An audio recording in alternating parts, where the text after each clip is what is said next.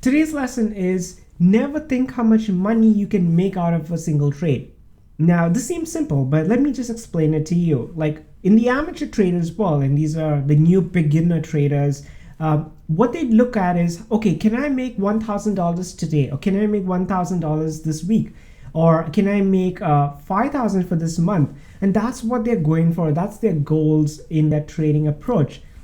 Now, the professionals and the way you should be thinking about trading is how much money would I stand to lose if I place this trade right now?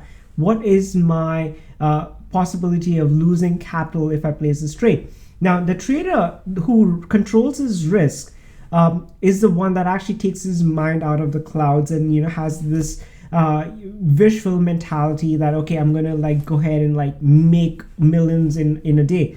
So I want you to change that mindset to be a more a conservative trader, in the sense that you control the capital that you have and look for opportunities to gain capital rather than looking for the most highest possible gain without any like thoughts about how much capital do you have to lose. So it's a mentality shift, but that mentality shift will actually make a difference in how you trade and how you could become more successful. So I hope this was helpful.